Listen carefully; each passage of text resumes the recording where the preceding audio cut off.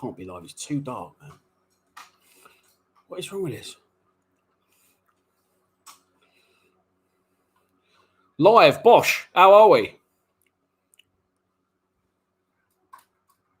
Sorry, I'm a little bit early, so I just want to do that and test the light. Should have done a test run. How's that? Can you see me? Can you hear me? YouTube, how the fuck are you? What's going on? Talk to me. We're still 3 minutes away from starting anyway, so I'll let a few people join. 7 people on board. 12 people on board. Give me some more. 13. So I didn't want 13. It's an unlucky number. Rob Jacob. I'll read that comment out all day long. Looking gorgeous, Dan. You had a couple of beers, mate, or what? It's very, I've said this before, but the lighting in my house is fucking awful. Absolutely shocking. Evan Polak. Do I know where in Scotland they are? Yes, mate. They are in Edinburgh. Graham White, broski. What's happening, bruv? What's going on? 25 people on board. It feels a bit weird doing this. I haven't done one for ages. Just get the cameras right. I've definitely got to invest in some more lighting because the lighting is a little bit shit. That's a little bit better. I look like I live in a crack den. I don't, but that's what it looks like right now. What's happening? Steve Lees, hello. Sean Duncan. Is there any other games other than Palace? There'll be a few. I think Crawley we're going to play in a friendly, and then we've drawn them in the first round of the Cup as well. Graham White's been up to fuck all. Someone said you missed these. Yeah, I've missed doing these, actually, to be fair. They are good. I do enjoy them. 30 people watching. God, that numbers are suffering. 33. It's still rising. Tom Mead, what's happening, mate? You all right? I did say half past, to be fair, but I thought there'd be more than 36 people on board at the minute, I've got to be honest with you. I think during season time, we usually get about sort of 200 watching live, and then on watch back, they get about another 2,500. So, Chris Ballard, who would I like to see us sign? Mason Bennett, all day long. We need another centre-back.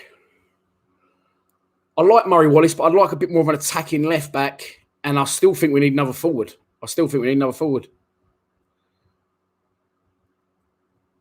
What the hell? Eze. Well, I'd love to get Eze, but we ain't going to get him. Right, shall we start? Sorry, I'm just watching the comments, gazing. I'm a little bit out of practice with these. So, decided to do a hardest 11. If you haven't seen the previous ones of these, by the way, I've put them in a playlist. So, we've done best 11, worst 11, foreign 11, non-UK 11. Is that right? I think we did 4 of these. Today, we're going to do the hardest 11, proper hard geese. Ooh, you're hard. So, we're going to do that. I was going to do, and people did suggest it in the comments to do, excuse me, to do the like the current squad, the current 11. Phone's going off. So, Twitter notification. Anyway, so current 11. I am going to do that one, but probably in a couple of weeks once the transfer window is closed. So, 48 people watching. That is awful. There you go. It is what it is. So yeah, hardest 11 today. And also when I've written this 11 down, it's jogged my memory on a few like incidents that have happened whilst being Millwall fans. Straight away with the keeper. Remember David Ford up at Bradford away in that torrid FA Cup, that disastrous FA Cup replay. That night he was absolutely ripping heads off, Fordy, if I can get it out. But yeah, there you go. Right. Let's start. Let's go. We all good to go? 43 people. I am not happy with that. Jesus wept. But there you go. Tis what it is. It's 31 minutes past, so we'll give it another 5 minutes. No, not 5. We'll give it another couple of minutes. See if more people come in. Yeah, Billy Symes. He's back in the game. You said 100% Ford #1 for Hardman, but Tony Warner is actually, people won't know this, or you may know it. Who knows? But I'm going to tell you anyway, because it's my show and I can do what the fuck I want. Tony Warner is a little bit of an expert in a self-defense called Krav Maga. And he was he was talked into going along to these classes, and he gets taught by Phil Babb. Remember Phil Babb, who played for, well, actually started at Millwall, never ever played, left after the youth team, went on to play for Liverpool, Coventry, amongst others.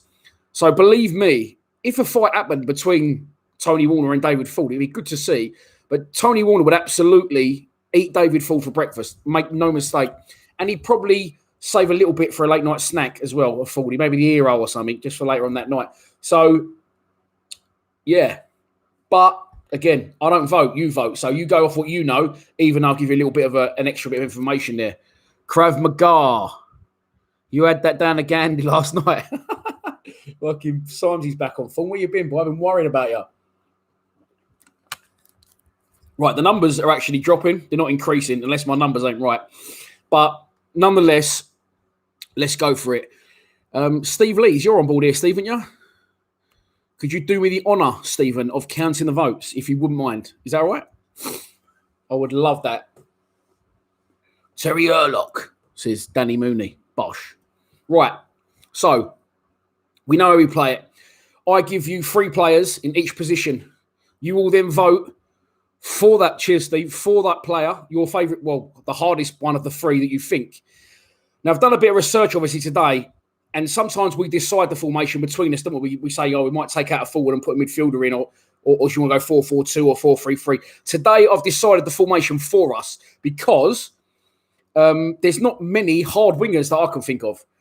Not really a tough man position, is it? Like a little pacey right winger that jumps out of tackles. So we're going to go with the formation of the following 5, because obviously we've got a load of big old airy centre halves. 5-3 with 3 centre mids. Have I fucked this up? I might have already messed this up. And 2 up front, right? Or we could go 3 up front, but it'd be a bit weird, wouldn't it? 5-2-3. No, it might work. It might work. But anyway, there you go. So, someone says Shitu's got to be in there. Someone else said they've missed these videos. Yeah, thank you. Enjoy it. Oh, same person. Just wanted to get a shout out, MFC Media, didn't you? I know what you're up to. Sneaky bollocks. But there you go. It's done. MFC Media. Follow him on Instagram. So, 3 goalkeepers. Now, the first goalkeeper, well, 2 goalkeepers I've already mentioned. David Fuller said, like, big. You would not want to take a clump off Fuller. Let's have it right. Big old unit. Tony Warner, as I've already told you, because I know him personally, I know he's harder. If I knew David Full personally, I'd probably say Fordy was harder. Say Tone's an expert in martial arts, absolute unit. Fordy, we've seen him rip heads off at Millwall matches, absolute unit. And I don't know why I've thrown this one in, because I know he ain't going to win the vote, but just for a little bit of comedy and a little bit of inside info. If it is inside info, it could just be a myth or a rumour. Rumours are horrible things. Oh, hang on, that was better, that lighting. Whoa. No, that's got worse now. The other goalkeeper in that's better, is Stephen Bywater. I know he's cracker, Stephen Bywater, because I've heard some funny stories on him, which I won't say actually because it's quite rude. But apparently Stephen Bywater is a little bit of a cage fighter. I don't know if he's done it. Listen, he obviously isn't a cage fighter. He was a shit goalkeeper, but he might have done a little bit of couple of days training here or there. So the 3 choices for the goalkeeper. The hardest Millwall goalkeeper ever. Oh, by the way, before I tell you this, I know I only usually do 1980s onwards because I didn't start going until 1985. But I've thrown 4 wild cards in today. They're John Fashanu, my old gaffer Kevin Bremner, Barry Kitchener, and Harry Cripps. So, because I don't really need to know about how good they were, I've never having seen them play. I know notoriously they're all hard fuckers. So I've thrown them 4 in as wild cards, and we'll get to them at points. But the 3 goalkeepers, you've got to vote for 1. Just vote once and 1 name. Tony Warner, David Ford, Stephen Bywater. Vote. Freeze. You said, why are these not on Twitch? Okay. So while you're all voting, Twitch. I am going to do Twitch, but what I'm thinking about doing on Twitch is I did during lockdown with Boy Wonder, did some live stream FIFA things, didn't I? And I'm pretty shit at FIFA. I'm not the biggest enthusiast of computer games, especially being 40 years old. But I think I'm going to wait till the new FIFA comes out, and then I'm going to stream them on Twitch and try and build that. That's what I'm going to try and do. Stonewall Jackson, someone just said. I don't know what that means. God knows. Anyway, So, yeah. So, what I'm going to do is on Twitch, I'm going to do the FIFA streams on Twitch, I think, once the new FIFA comes out. And I'll make sure I'll do one video a week. It may be me and Mini-Me, or it may just be me, because sometimes he's not here, and I just like to be consistent. God, this is a difficult one for the calculator, Steve. As suspected, it's a 2-horse race between Tony Warner and David Ford. It'd be a good fight, wouldn't it? Who'd love to see that? Maybe we can ask them if they fancied it and put it on Lions TV. 10-7 to Ford. Oh, fuck me. I hope Tony Warner don't see this video. He's going to be fuming. Right, we'll close the vote on that one in 10, 9, 8, 7, 6, 5, 4, 3, 2, 1. Stop the votes. Oh, Paul Brown got in at the last. But that makes that 10-8 to David Ford. The old whiteboard. Who's missed the old whiteboard? It's been out of action, isn't it? I actually couldn't find it earlier. I started panicking. I've gone with a green marker because the pen that comes with this is broken. Bosh. There we go. Can you see that still? Yeah, you can see that. David Ford, the hardest ever goalkeeper, allegedly. Right. Moving on to right backs. Listen, it's not even worth voting on this. I know that. But honourable mention. Well, listen, I'm going to put it to the vote. I can only think of 2 hard right backs. Can anyone else think of another like hard fucker right back other than Kevin Muscat and Alan Dunn? Don't vote yet.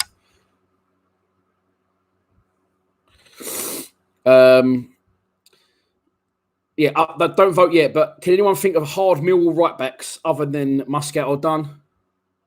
Rhino, yeah, Steve Rhino was.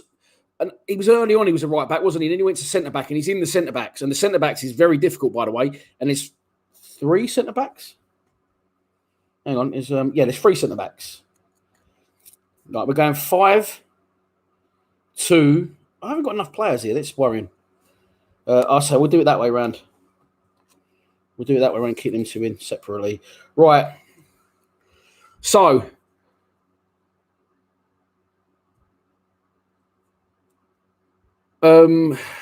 Right.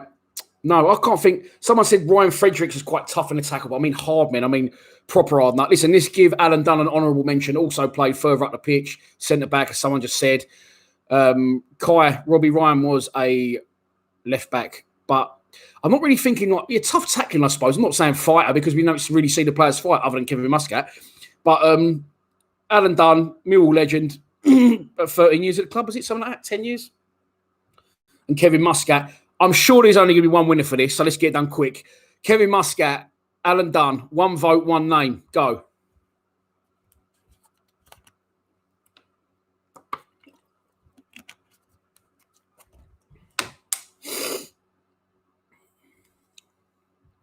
Muscat, Tom Mead, Muscat, Billy Symes, Muscat, Steve Lees, Muscat, Ryan McKinnon, Muscat, Graham Wright's gone with Alan Dunn for the Irish connection. Charlie Woolard, B. Lyon, James Jenkins, Philly McDermott, Rod Marsh, Tony Welch, Sonny Coogan, Lucy Parley's a complete clean sweep for the fucking lunatic. There is obviously, I've posted it before, and I'm sure you've seen it, but if you haven't, when you get the chance, and he ended a few careers, by the way, Muscat, go onto Google and look at Kevin Muscat images as a Millwall player, and the famous photo he's got Milan Baros ran a Gregory at the Den in a cup match. That's funny, but funnier than that is the geezer behind who's going, never seen anything like it in his life, Jeffrey. So there you go, Bosh. We're done. David Ford is in goal, and the Irishman loses out right back to an Aussie, Kevin Muscat. No surprise, he probably would have been, despite everyone on this list, probably the first name on this team sheet. Right, okay, good. Right, left backs. Now, there's 3 in here. It's probably only really between 2, but I'm going to give one an honourable mention because, again, I'll say his name, Ian Dawes, fantastic player, but strong in a tackle, and he didn't take no shit, Dawes. He made no mistake. There's, again, another good photo on Google, if you can find it, of Ian Dawes with Ian Wright ran a Gregory at Highbury, ran a throat. So it's, I think his son Stuart and his daughter Faye are Millwall fans, actually, friends of mine. So I think Stu might have posted it on his Instagram. But yeah, it's funny if you get a chance to look at that one.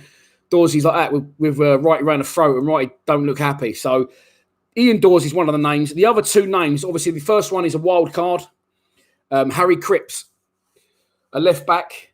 Again, unfortunately, before my time, but stories you hear on him, you know, he was tough in the tackle. He didn't take no shit. And on top of that, Harry Cripps must have been good because he is a Millwall legend and he played for 3 clubs in his career, right?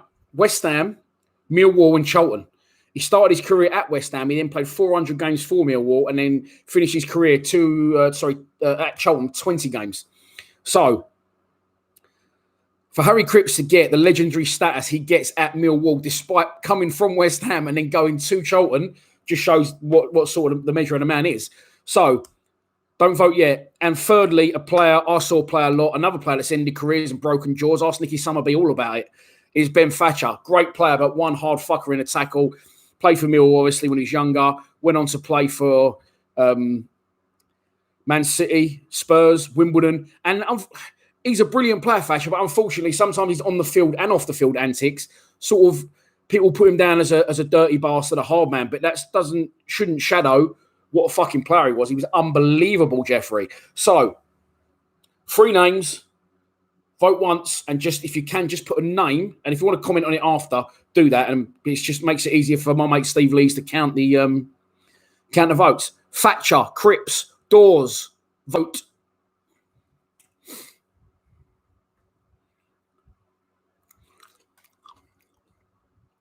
Kai Shaw, Thatcher. Simesy, Thatcher. Steve Lees, Thatcher. Chris Ballard, Cripps. I mean, again, a wide age variety of people watch Lions TV, but I think, you know, more younger people than older. So no disrespect to the older people, but I think Thatcher will win this because there's more younger people watch it than older people. Kev S has gone for Cripps. Oh, here you go. Rocky Dog saw them both. I saw Harry Cripps, but Thatcher was an animal. Tony Welch says Thatcher. Graham Wright says Maggie Thatcher's son Ben. MSC Media's gone for Cripps. I thought you was young. That surprised me.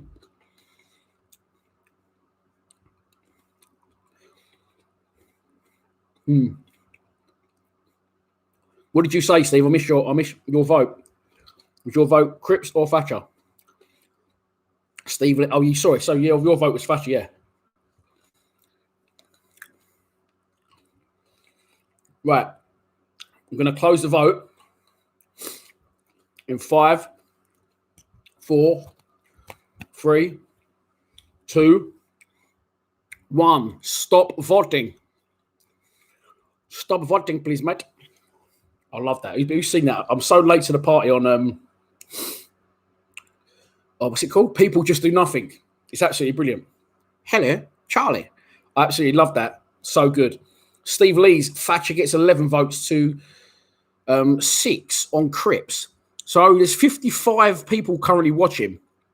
And only 17 of you have voted there. So feel free to join in. Don't cost anything to vote yet. I'm joking, it never will. Don't worry. Right. So, Ben Thatcher. I was going to say our first Englishman, but obviously Ben Thatcher is actually Welsh. Oh, it's tight swinging that around. Oh, I've got a different colour pen here. What's happened? Wrong pen, bruv. Bruv, wrong pen. 11-6 to Thatcher from the man with the calculator, Stephen Lees. Well done, Steve. Legend. And that's shit as well. But there you go. This is life. This is what happens in this house. 4,000 marker pens in my kid's toy box and not one of them works. But there you go. Someone else calling me a sexy beast. That's twice tonight. I have done a bit of weight actually and had my hair cut. So I'm eating grapes and drinking water. It's a new me. Walking 7 miles a day and all. Pulled my old calf this morning, though, so I don't know if I'll be going tomorrow. Anyway, less about me, more about this show. Okay, so far, David Ford is in goal, Irishman. We've got an Aussie at right back with Kevin Muscat and a left back, is Ben Thatcher, but I want my fullbacks to get on, which ain't a problem for both of those two because we're going to play with 3 centre backs, and the 3 centre backs are as follows. So I'll split the centre backs. I mean, there could have been loads.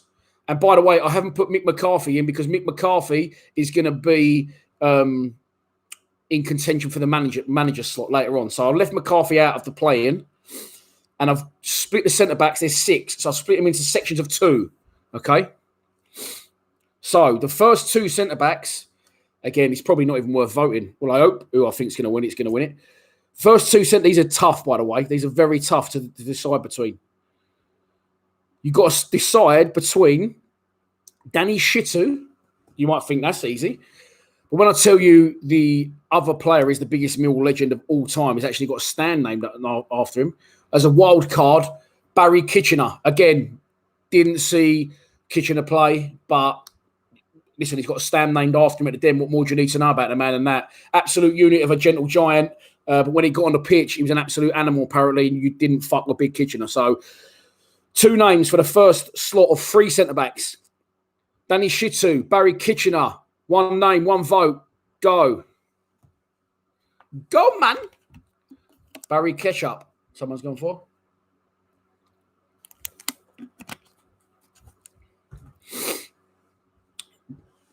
Steve Lee's kitch. Mick Robinson's shit. When people write shitu, for some reason, YouTube flags that as a swear word, and I have to keep allowing your comments. Yeah, look, someone else. Another one. Look. So I'm counting the shitu ones because every time someone says shitu, I've got to allow it. But rightly so. Steve Young, Paul Brown, Shane B, Ryan McKinnon, Tony Welch, James Jenkins are all gone for Big Kitch.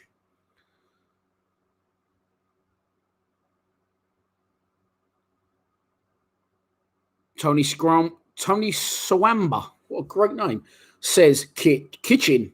I think you mean at the end. But Steve, don't even bother counting that one, mate, because I clicked the button 4 times to allow the comment of shitu, and I can see nine Kitcheners on my screen already. So that one is a little bit conclusive, ladies and gentlemen. Right. Okay. So, yeah, 21 for Kitchen. I can see that. I only put 4 for... and rightly so. And I love doing these videos. I do enjoy them. I need to get a better whiteboard or a better marker pen. But what I don't like is I can't comment on players, and I always say it, that I haven't never seen play. So it's a shame when I have to leave the likes of Kitchener out, Cripps out, Weller, Dunphy we had in as a wild card, Brian King. I hate it, but on this situation, it's good to get the big man in. Mick Robinson says, what about Pat Vandenhauw? He's coming, mate. He's coming. So we've got 1 centre-back in. You've still got to choose 2 more centre-backs, and there's 2 to choose from each time. The next centre-back pairing. How should I do that? Let's do that. I'm trying to make it fair, like a fair competition, but at the same time, I don't want to get anyone left out that shouldn't be. Again, next up, 2 Millwall legends, 2 absolute fucking leaders. I've interviewed one, and I'm coming close to interviewing another. So you're going to know who that is because I've already interviewed Stuart Nevercott. Again, both skippered the side. This is the toughest decision so far. Mark Paris, hello, mate. How are you? Peter Powell said, I look younger. We're just getting a lot of compliments tonight. No abuse and compliments. I'm not sure I like it. Right. Someone just give me a little bit of shit. Just for old time's sake. The centre-backs, 2 Millwall legends, 2 Millwall leaders, 2 captains, 2 players that epitomise everything that the club's about. And those centre defenders, I can't talk tonight. I don't know what's happened. Stuart Nevercott and Keith Stevens. Wanker. Cheers, Rob. From Jacob 1. Wanker. Call me Wanker. You lot are bonkers. Who remembers that as an old Harry Enfield sketch? Harry Enfield and Chums. Anyway. Stuart Nevercott, Keith Stevens. 1 player, 1 name. Vote. That is difficult. Well, for me, it's not. You got to leave Nevercott out, but it's harsh. And Rob Jacob follows up his wanker comment with Stevens. Mick Robinson, Rhino. Steve Live, Rhino, hands down. Yeah, it's a shame, isn't it? Because Henry sort of cracks me up with his comments. He's just put Kevin. Kevin Stevens or Kevin Nevercott. I'm not sure. Not happy with this lighting at all. At all. Is that? No, that was slightly. Not happy with this lighting. I've got to get sorted out. I need some new lighting.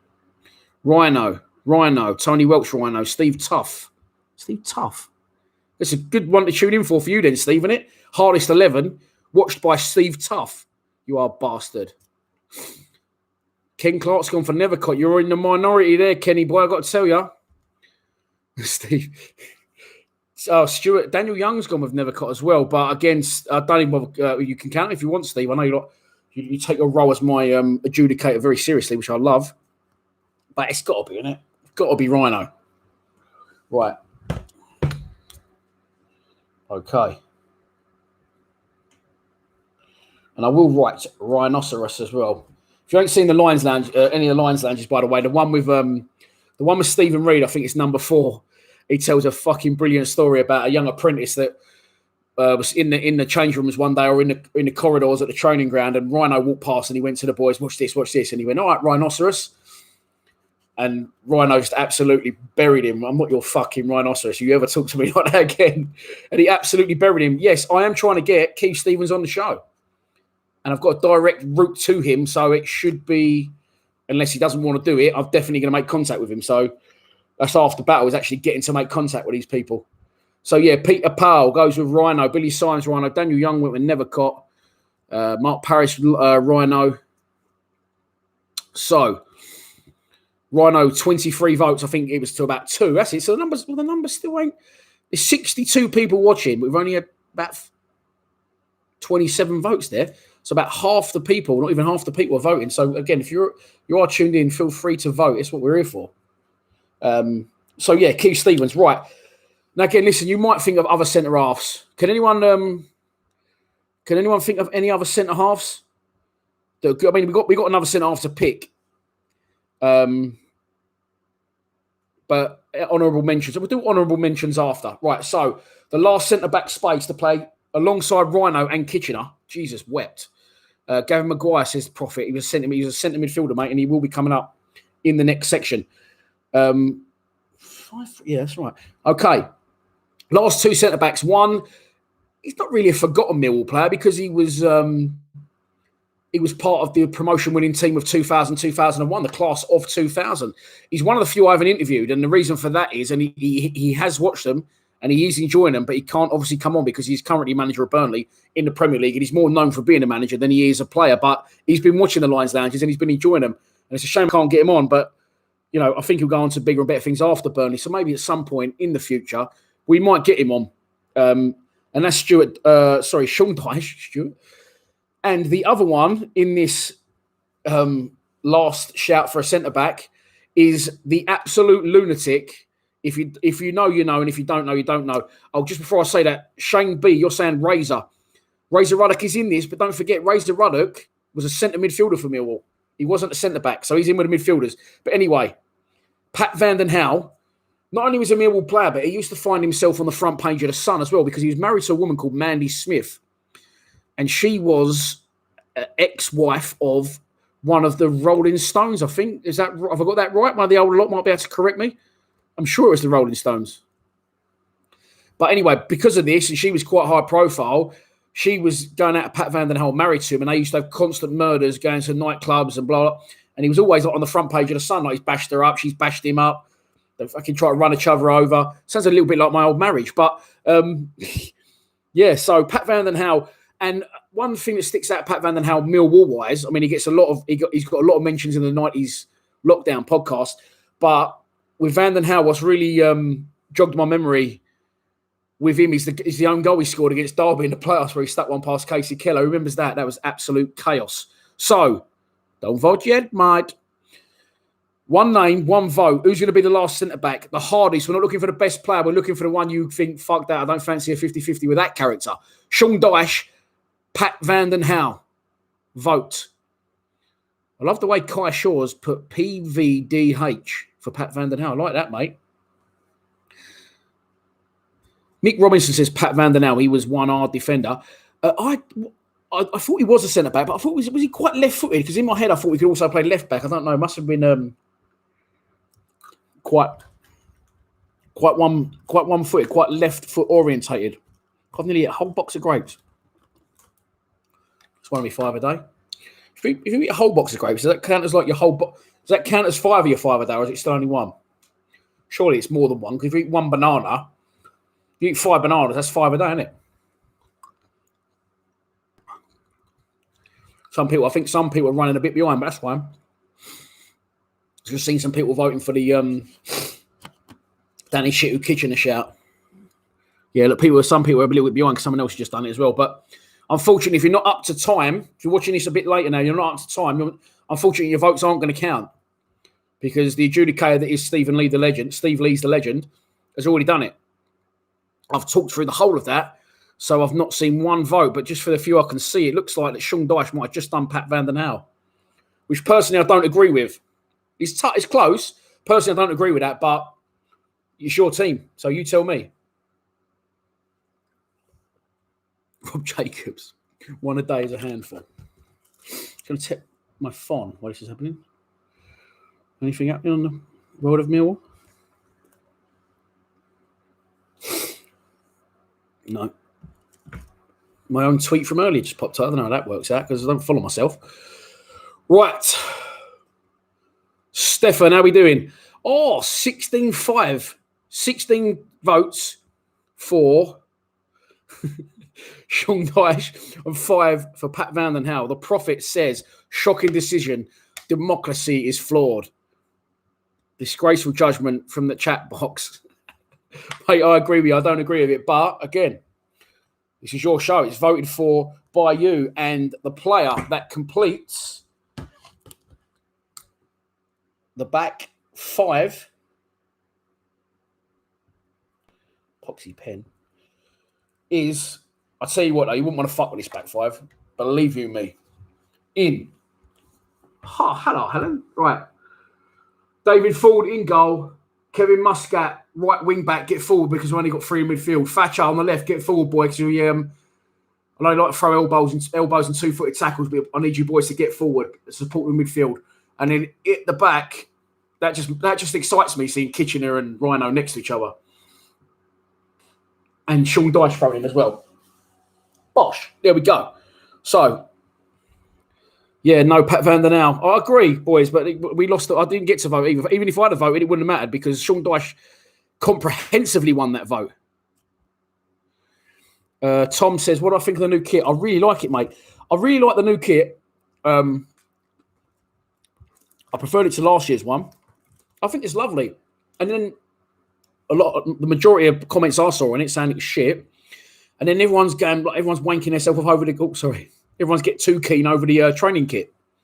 And I don't really like the training kit, and I love the home kit. Everyone was not really the other way around excited. Right, so I'm going to give you a little bit of an exclusive, right? As soon as you just asked about the kit, you've jogged my memory. But just keep it between us on here, right? The away kit, I don't know if I'm going to get in trouble for saying this. Oh, surely I can't. I've heard a rumour. I don't know this as fact. I heard a rumour that the new away kit is green. Similar to the Neil Harris comeback year when he scored at Watford. And our third kit is all red. All husky red. That's what I've heard. I don't know that for a fact. I haven't seen it.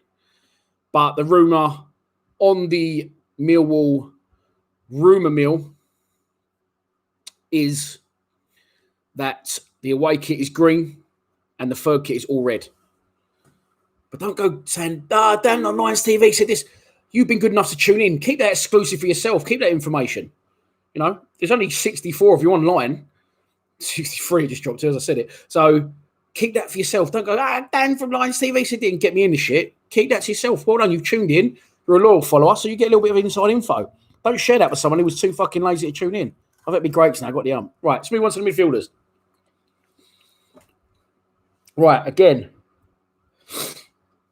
this is going to be a difficult one. A very difficult one, actually. Can I do that another way round?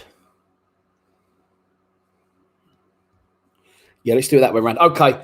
So again, we've got 3 centre midfielders because, as I said at the start of the show, if you didn't see it, we don't find many hard nut fucking right wingers. They jump out of tackles and everything. Wingers, they hang around on the hang around on wings and try not to get involved in tackles and stuff. So the first section, well, you say it should be Herlock. It's very difficult. It's very difficult. The first 2 players to vote for. One player is quite notoriously known for being an hard man at Millwall, and I think he only had 1 season at the club, and that's Gavin Maguire. And he's in against. I was going to say he's not that hard. He's more of just a little shit that upsets people and antagonises. But he is a bit of an hard bastard because he broke Callum Davison's jaw, and that is Dennis Wise. As the song went, he's only 5'4". He'll break your fucking jaw. So, FIFA streamer, can we have kings together? That's weird.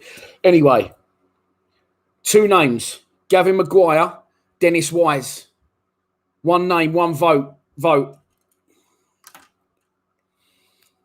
Gavin Maguire or Dennis Wise?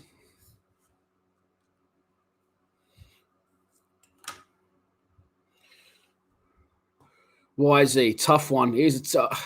See, I would say Maguire was harder, but again, I don't really remember him that much. He was a 92, 90. When did Maguire play for us? Was it the first season? No, is it the old Den? He played in the Fairview Homes kit. I think it might have been 90. Well, Fairview Homes was the last year at the old ground, so it would have been 92, 93. Maguire. Oh, this is close. Wisey. Wise. Kenny Draper. Kenny's voted for himself in the centre of midfield. Yeah, 92, 93 last season at the old Den, yeah. The prophet says Maguire was that dirty. He was a liability. That's how bad he was. He was a bit of a nut job, wasn't he? Went on to become a hairdresser later in life. What? Just to find his chill, maybe. I don't know. I missed my mouth. Right. Wasn't he the geezer who gave up football to be a hairdresser? Yeah, well, I don't know if he gave up football to do that, but he did end up a hairdresser. I'm friends with Gavin Maguire on Facebook. I should get him on the show, really. In fact, I will get him on the show. Why not? But again, he only had a season. I like the Lions Lounges to last around an hour. One of our sponsors for next season, actually, D Walled Building and Maintenance, said he can get Neil Emblem on the show. And as good as he was, Neil Emblem, I think he only played like 12 games. So I could just do a shorter one, I suppose. It wouldn't matter, would it? Steve Lee says it's 13-6 to Wise at the minute. Jesus wept. He did. Well, look, I'm going to close the vote in 10 seconds, but I don't think it's going to change with that much. So if you want to vote for Maguire, you better get it in quick. 5, 4, 3, 2, 1. Dennis Wise. I mean, rightly so. Sorry. Wasn't very professional of me, was it, blocking the camera? Dennis Wise, rightly so, yes. But at the same time, there's some other hard men in there that didn't get, that gave him Maguire. I would argue that Pat Van Den Hauw was harder than Sean Dyche, and I would argue that Gavin Maguire was harder than Dennis Wise. Again, don't think of players you think are better, you enjoyed more. Think of the players that was a harder player, hard as nails, tackles, like to get sent off, like to roll the crowd. That's what we're going for. It's not because look, Sean Dyche and Dennis Wise are bigger players. Don't get me wrong, but I don't think that was harder. The prophet says, Dan, the reserve side, the losers of this vote will be harder at this rate. Yeah. Danny Mooney's just voted for Pat Van Den Hauw, so Danny's behind on the watch. Right, about 70 people watching. That's a little bit more like it, but still at least half of what usually watches it. But there you go. Okay, right. Our next 2 centre midfielders. Maybe I should have put... I'll see what I'm going to do. I don't know what I'm going to do. Right, I'm going to vote 2 more midfielders now. Now, Neil Ruddock played for Millwall not for long again. He had 2 spells at the club. He actually came through the ranks at the club, left, and then came back. And again, he wasn't around for long, was he? I don't know what happened. I don't know whether the doc didn't fancy him. Would have still been docketed at that point, wouldn't it? Yeah. But he was actually started out as a winger, believe it or not, Razor. Left winger, great left foot. Then he went to a centre midfielder for Millwall, and as obviously he got older and got bigger, he moved back where he didn't have to run around so much into the centre of the defence. So the choice here is, again, Razor, by the way, when I interviewed Razor, he made me look like an anorexic. He's like, I can't even get how high he was. He's an absolute unit, and like his hands, he is fucking an enormous man, right? So the Prophet said, didn't something happen with Ruddock and Reg Burr, who was the chairman at the time, for the young people watching that don't know who Reg Burr is? I don't know. Something definitely happened, then something wasn't right, but there you go. He's up against a recent-ish Millwall player, a very recent Millwall assistant manager. Again, I don't think he'd have a fight in the street, but there wasn't many people that used to scissor tackle people and fly into things like Dave Livermore did. So, vote between Neil Ruddock and David Livermore. One name, one vote. Boom. Off you go. Ruddock or Livermore? Again, who do you think was the harder player for Millwall? See, if they had a fight, I think that Ruddock would just pick up Livermore and go, fuck off, and throw him out the window or something. But, something on my camera there. Oh, no, it's just a cursor. I can see the cursor on the screen. I thought it was a bit of pen. What a dickhead. But Razor all day long, Livers, Daniel Young, Ruddock, Paul Brown, Livermore. Razor, tough, but Razor. Well, I thought he would have... No, the Prophet says, based on Millwall career, Livers. Again, remember what they did for Millwall alone. I'm not looking for the better player. I'm not looking for the most popular player. I'm looking for the player that you think was a hard player out of Razor and Livermore. I suppose Razor is, notoriously hard later on in his career after he dropped further back. So Razor's winning this one all day long. There's not really been a close-ish vote yet. I might, after this, post what I would put. I see what I'm going to do. I'm going to write on the other page what my team would be. How about that? And then I'll show you at the end what my team would be.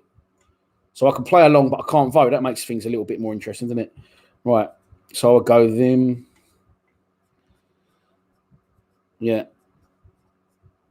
How are we doing, Steve? 22-9. Jesus, to Razor. That is comprehensive if ever I've known it to be. Who else again? Rhino.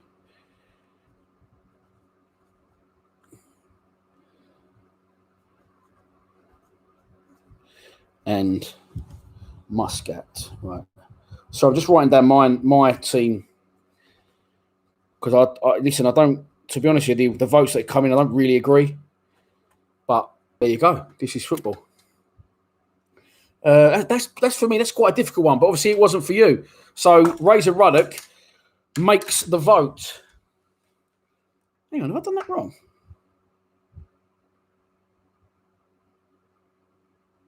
I did do that wrong. Well, I didn't do it wrong. I sometimes make it the way I'll pair them off so the one that should win pretty much does win. So I should have done that a different way round, because if I did it a different way round, well, I don't know. Ruddock is a tough bastard. Yeah, you're right.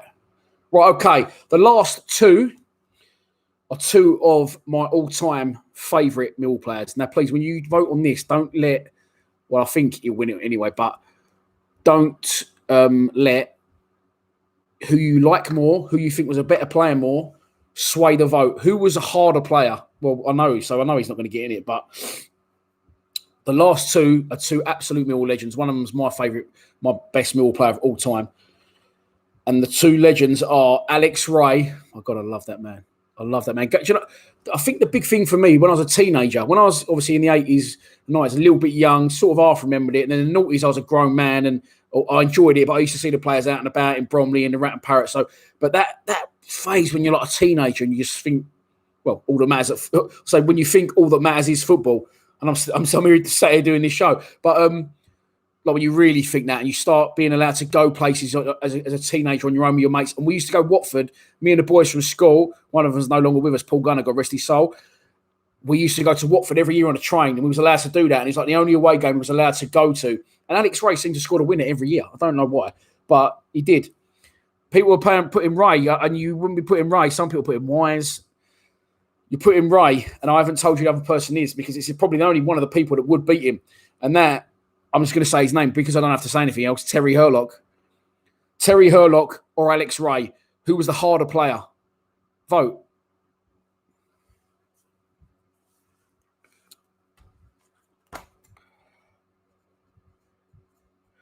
I'm writing mine down. Hurlock. Terry's going to get ya, says Kai Shaw. So see the name Kai Shaw, and I think you're young, but if you're saying Terry's going to get you and something else you said earlier, you can't be. You must be about my age. Hurlock by a mile. I'll tell you what, my midfield's an absolute animal midfield, by the way. My team is the winning team. I'll show you at the end, actually. Yeah, 1, 2, 3, 4, 5, 6, 7, 8, 9. Okay, mate. Hit it, Charlie. Right, so I'm just talking to myself. I always do that. Right, yeah, but Alex Ray seems to get in every team we do, so he might be nice for him to sit one out. 1 second, sorry, I keep doing that.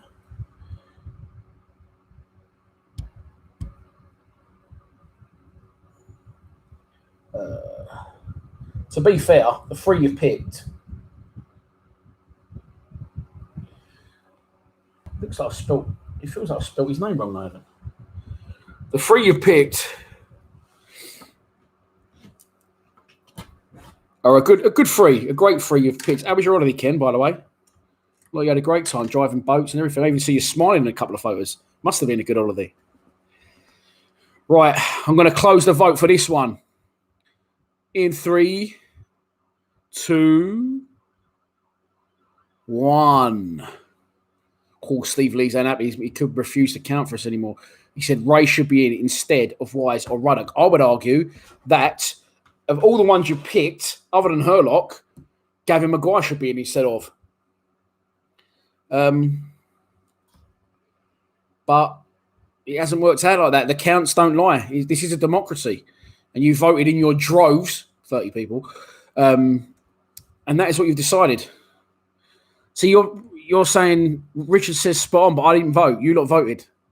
So opinions are everything in this wonderful sport of football. So let's have a look at the team so far. There we go. David Ford in goal, back 5, Muscat and Thatcher the wing backs with Barry Kitchen and Sean Dyche and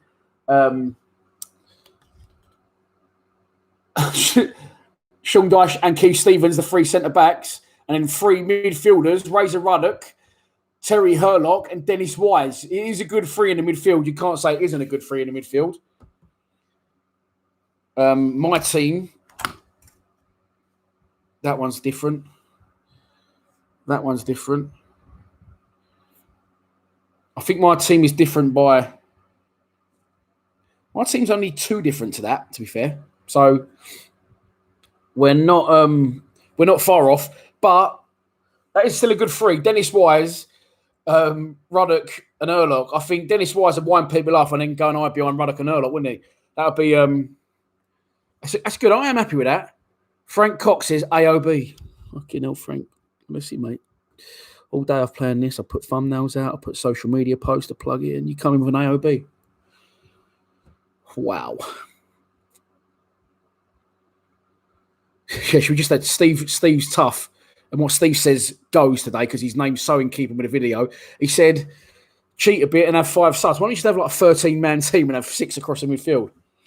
Tis what it is, kids. I don't agree with it myself, but the votes have spoken. So have a round of comments between yourself.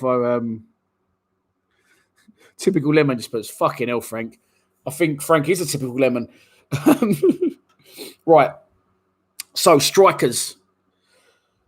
2 strikers. We're going with a 5-3-2, as you know. There is 2 wild cards in here. This, again, will be difficult. There's 3 of each. So you've got to vote for one name of 3. I can... Oh, fuck me, that's difficult. Right, so first up, again, striker's not really a position where you can... You know, there's loads of hard men. There is. Actually, that's wrong to say that. But I always associate hard men with with a centre back or a centre midfielder. Forwards are a little bit more of eccentrics. They're goal scorers. They don't like to get injured, do they? They want to score goals and be the hero. He'll be like myself. But yeah, the strikers, there's 3. Now, the first section, I've put 1 wild card in the first section, and the second one, I've put another wild card in the second section. One of these I didn't see play, but he used to be my manager. I can't say where he used to be my manager, but he was my manager when I was in youth football for a pro club. But that's all I'll say. I'm not saying where. So the 2 wild cards would actually be my pick. But I've split them up into 2 different groups. So let's go on to the first section and stop waffling. The first one, the younger people might go, huh? He was a footballer. He played for Millwall. Is John Fashanu. John Fashanu is famous for being a little bit of an oddball these days. But should have said that because I'm trying to get him on the show as well. But could really handle himself. And in the Lions Lounge that I think Paul Stevenson said in the Lions Lounge, he said Dave remembers Dave Thompson, the big centre half. He said Dave Thompson was excited. He was playing against a crazy gang, and he went, "I'm gonna stick one on Fash and all this and blah blah blah." And then about 20 minutes in, Dave Thompson got stretchered off because Fashanu had absolutely wiped him out off the ball. Part of the crazy gang. John Fashanu is the first wild card. Played for Millwall, I think, 1980, in between 80 and 85. He definitely wasn't there when I started playing. If anyone can help with exact years he played. But, Darren Blake said he was good to watch. Yeah, I'm gutted. I think it's typical Lemon says he never liked Millwall, unfortunately. I think when people put stuff like this, you shouldn't listen to rumour. I'm sure he loved Millwall. When some people say, "Oh, Teddy Sheringham forgot his roots when he went to Man U." People shouldn't listen to what articles get printed. You don't know the person. You don't actually know that. But up until 86, he played in the 85 Cup run. Oh, fair enough. But listen, I was literally 5 years old in 1985. I first went in 84, 85. And I don't think I went again after that for a few years. I must have been a pain in the arse for my old man. They really take kids when they're too young. It ruins the fucking day, doesn't it? But anyway, John Fashanu's up there. The second name, I think Fashanu's will rightly so win this. The other 2, not notoriously hard men, but big, strong, aggressive, dominating centre forwards, big old lumps that you wouldn't want to mess with. Both brilliant players for the club. Both scored a lot of goals for the club. But this isn't about goal scoring or favouritism. It's about who was the hardest. The 3 names you need to vote. Kai Shaw said, "You played for QPR." I did, but that wasn't what I was talking about. How did you know that? But anyway, John Fashanu, Paul Moody, Tony Cascarino. 1 name, Fashanu, Moody, Cascarino. Vote. Kai Shaw, do you know me then? What's happened there? 1 name, 1 vote, go. Fashanu, Richard Pearce, Cascarino, Tony Coogan, Fash, Cass. I'll be honest, although I never saw him play for me, and some of you might not have done, I will get pissed off if Fashanu doesn't win this. I think you can lean on a little bit his reputation further down the line when he played for Wimbledon, etc. It's a 2-horse race. Moody again was a gentle giant, wasn't he? But I had to put someone in, and I decided on Moody because he lovely guy, Paul Moody, big gentle giant, but a big old strong fucker. If he did manage to upset him, which would be hard because he's a lovely man. John Fashanu, when I put this together earlier, John Fashanu popped into my head and I thought, you know what, I'm going to go after Fash for a Lions Lounge if I can find him. I found a Twitter account. I was straight online to try and get on it. I found a Twitter account, but he's only got about 200 odd followers, so I don't think it's him unless he's new to Twitter. But I'd love to get John Fashanu on. Not going to lie to you. If you haven't seen my social media posts today, I have bagged Casey Keller for the show. Buzzing for that one. I've been given his phone number. I think it's his home phone number. But what I've got to do is I've got to work out where he lives. I think he lives in Chicago or near there and work out the best time to ring him tomorrow, which I will do. And then try and get him on a show. I don't think it's going to be this week now because tomorrow I'm speaking to Benjamin Bloom and then I'll have kids Friday. So I could do it the weekend, but we shall see. If not, definitely next week at some point, we'll be getting on the show. Darren Blake says George Graham signed Fashanu from Lincoln for around 50 grand. That's an absolute bargain, but obviously 50 grand then is a lot more than 50 grand would be now. Steve, did Moody come back in with 5 votes there, Steve? Steve Lees, the votes are in. Counted and verified. John Fashanu, 13 votes. Paul Moody, 5 votes. Tony Cascarino, 4. See, Cass was definitely a harder player. Oh, actually, may not be. He was a fucking big old battering ram, Moods, wasn't he? What a legend. Lovely man. Graham White says, us Irishmen are not that hard. I think Conor McGregor would disagree with that one. And a few great boxers down the years. Fuck, I just forgotten his name. What's his name? The Irish boxer, the old ginger one, Steve Collins. Great fighter he was.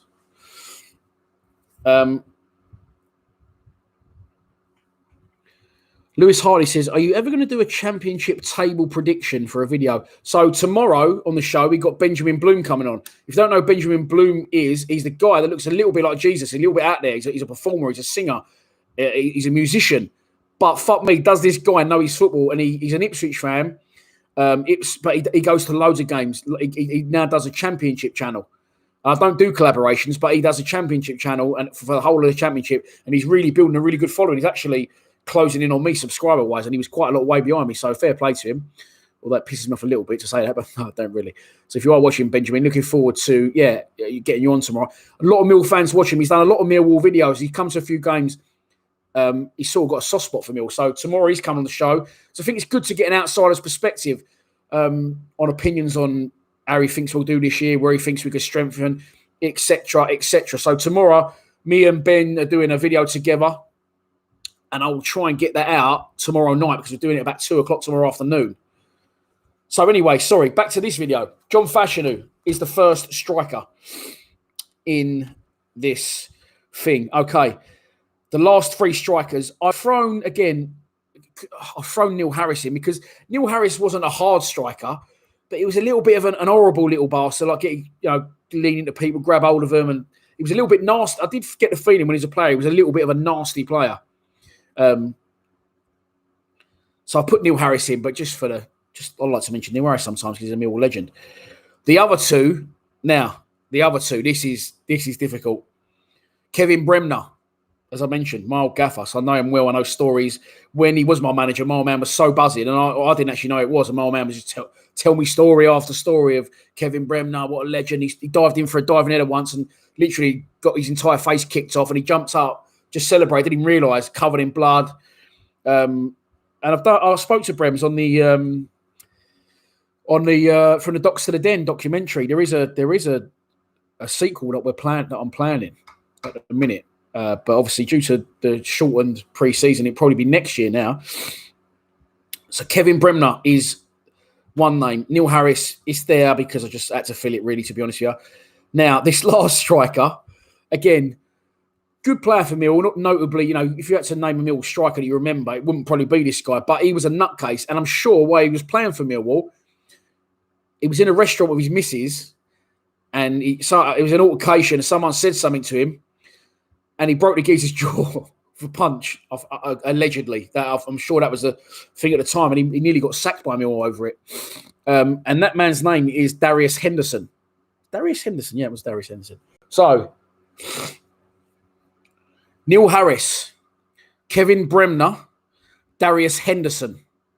Vote. One name, one vote. Boom. Make it easy for my mate Steve to count them. Thank you very much. Good night. Right. I'm going to put my name down. Alex Smithson, Hendo. Rowan McKinnon, Hendo. Richard Pearce, Sonny Coogan. Mick Robinson, Robbo Jacobs, Sonny Coogan. You can only vote once, mate. All Henderson, and then Bremner comes in with 4. Thomas TDI, Bremner, Ken Clark, Bremner, Steve Lees, Bremner, Cat Blue. Oh, Bremner's making a strong comeback. Steve Tuff says Bean. I think you mean Brem, but we'll take it. Do you know what? Millwall Tube. How you doing, mate, by the way? You all right? Morrison. I should have probably put Morrison in, shouldn't I? Instead of... That was silly of me, really. Well done, mate. Yeah. Graham White says, Big Hendo, Barge. Richard Spinks, Hendo. That's close. We'll leave that vote open for a little bit because I think we've only had about 30 votes there and there's 67 people watching. I know a few people watching it a bit behind. They're not live with us. And if you are watching and you're catching up, I'm sorry, your votes aren't going to count now. That's why I always, when I start streaming, I always leave it, 4 or 5 minutes to let it get in front. Let us get in front. So if you are late to the party, you don't miss the voting. Richard Wheatley says, Bremner. Right, I'm going to close the vote in that one. We've just gone past an hour, by the way. Where's that hour gone? Jesus Christ. We're going to close the vote in 5, 4, 3, 2, 1. Voting closed. How are we doing, Steve? Steve's number crunching for us as we speak. Yeah.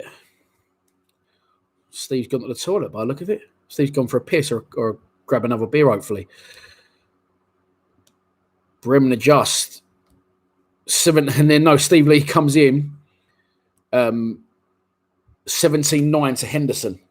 Now, look, that's not the most exciting Millwall players you've ever seen. Although, good players.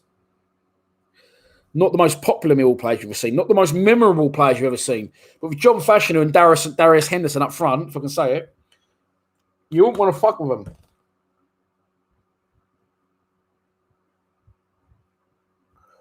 Fashanu. Right. Our team's completed. Although I moaned that some of you weren't getting it right, I've only got 3 players different to what you've all got. Thomas TDI said, who would win the scrap?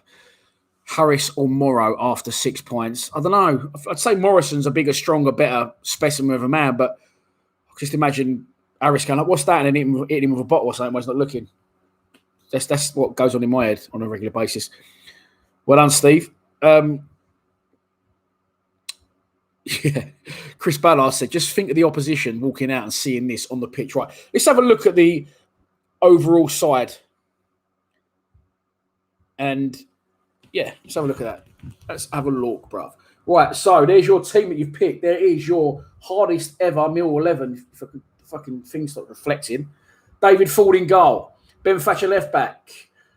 Kevin Muscat right back. I can't even read it. I don't know. I'm looking at the screen because it comes in reverse, like backwards, writing. Keith Stevens, Sean Dyche, Barry Kitchen, the 3 centre-backs. Dennis Wise, Neil Ruddock, Terry Hurlock, 3 centre midfielders with John Fashanu and Darius Henderson up front. That is a good side. It is a really good side. I'll tell you my team now. I had Tony Warner in goal instead of David Ford, because Tony's my mate and he would definitely win in the fight, trust me. I hope David Ford don't ever watch this and see me walking down the street. It could crush me. Centre-backs, the only different player I had in the whole back 5 you can probably see is Pat Van Den Houw instead of Sean Dyche. And in the midfield, I didn't have Dennis Wise. I had Gavin Maguire. And other than that, forward line I completely agreed with. So we now need a manager. Excuse me. We now need a manager for this tasty outfit we've got. Tasty geezers. We're geezers, not with Millwall. We're hard. Bermondsey, we're geezers. We're real hard, mate. It's what we do. So managers, Mick McCarthy could have gone in, obviously, as a player, but I thought I'd leave him out. He's been in a few sides. I think he's managed one of our old teams as well. I think it was the non-English or non-UK 11 that he managed. Another manager, a very hard man. Looks hard. Looks like you want to have a row with him. Looks like a bit of a miserable bastard. Managed Millwall. He got mentioned earlier for signing John Fashanu. And that was George Graham. Graham written down there, just went blank. And then the final one, if you've been watching our lockdown videos, you might have picked up a little bit of a sense of hatred for this man and a little bit of a sense that he's a little bit like a sergeant major. But that's Bruce Rioch. Again, someone said Tamer Hussein, Darren Blake, Sean Dyche. All idea. Well done, Darren. I've got an idea. Do you want to, right, let Sean Dyche manage, okay, and put Pat Van Den Houw in instead? I'll give that as a a switch-up option. So, this is your choice. Leave Sean Dyche playing or make Sean Dyche manager and put Pat Van den Hauwe in that. Charlie Richard said he hasn't managed us. I know he hasn't managed us, but he can now because he's a manager. So, do you want to do that, yes or no? Just a yes or no. Alex Smithson said, rightly so, Steve Lomas was a hard bastard. We just don't like to say that name on this show. Yes. Yeah, I know Dyche never managed us, but he is now a manager, so we've decided to make him manager. Thomas TDI says no. Dyche manager, someone said. It's a little twist, isn't it? I like that. It's a little modern day twist on an old player, for example. So yes, he played for us. He never managed us, but now he's a very good manager in the Premier League. We can use what's happening in today's world just for a little switch up. Because honestly, Pat Van den Hauwe needs to be in that team. And I can live with that. Other than that, Full I can live with. Maguire not making it, I can live with that as well, obviously, because Dennis Wise was around, obviously, a lot longer at the club and had more of an impact at the club and played a massive part in our history, whether people, want to admit that or not. So, fuck, knock the mic over. And it's a resounding yes, by the way. Rob Jacob ain't having it. Well, this is, I'll throw these swerve balls in, mate, sometimes, unfortunately. But listen, try not to think of it so much from the point of Sean Dyche is the manager. Try and think of it as a point of we've managed to get Pat Van den Hauwe on the side because, as people were saying earlier, and rightly so, honestly, if you don't know too much about Pat Van den Hauwe, yeah, he needs to be in his team. You never realised that spelled Dyche then. Yeah, Sean Dyche can do one, says Sonny Coogan. Right. So there you go. We've had I like this. We've had wild cards. We've had Alex Smithson. Alex Smithson's hit the nail on the head there, which is really silly of me.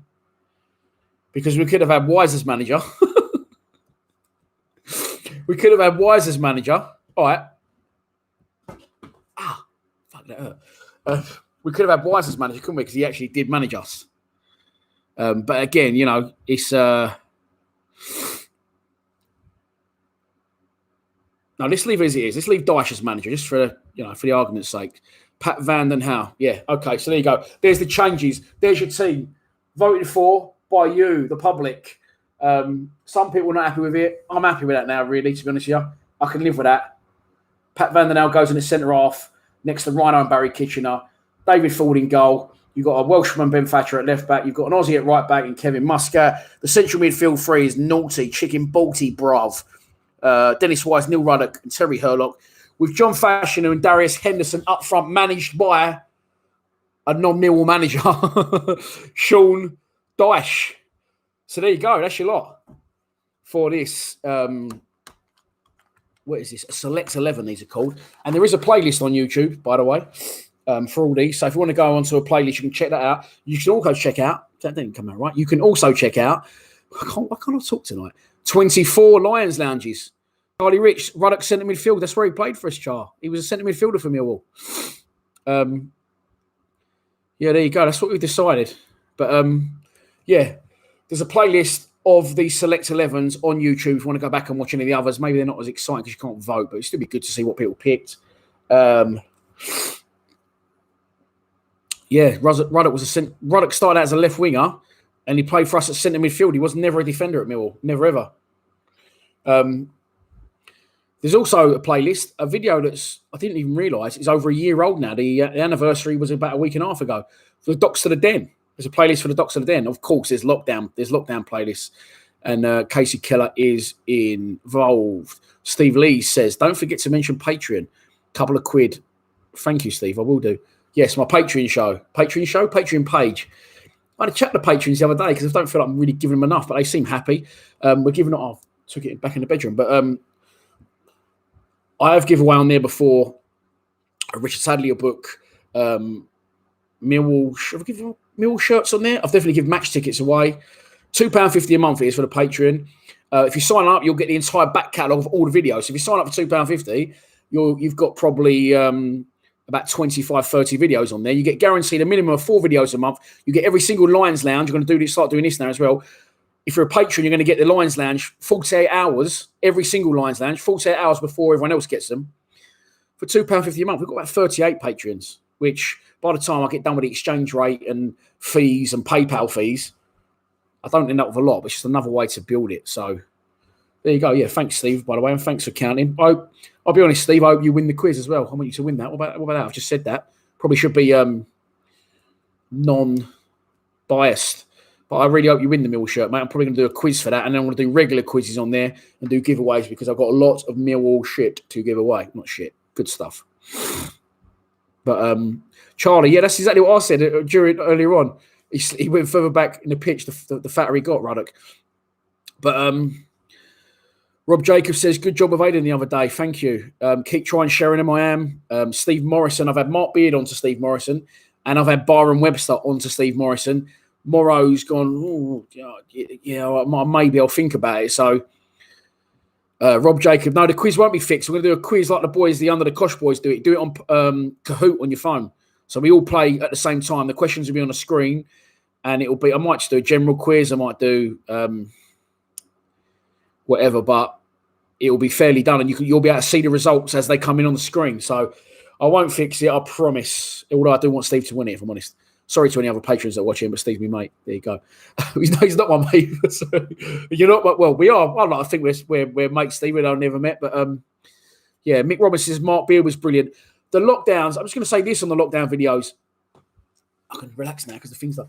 I love doing the naughties. I absolutely loved it, and take nothing away from everyone that came on the show. And I know that they got a lot more excitement and coverage from you lot.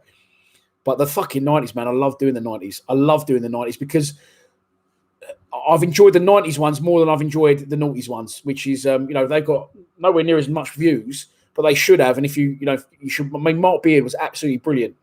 Absolutely brilliant. I just like finding these people, like, because obviously back then there was no social media. So I like to find them and see what they're up to now. It's just mad, like getting in contact with Ian Bogey after fucking watching him play.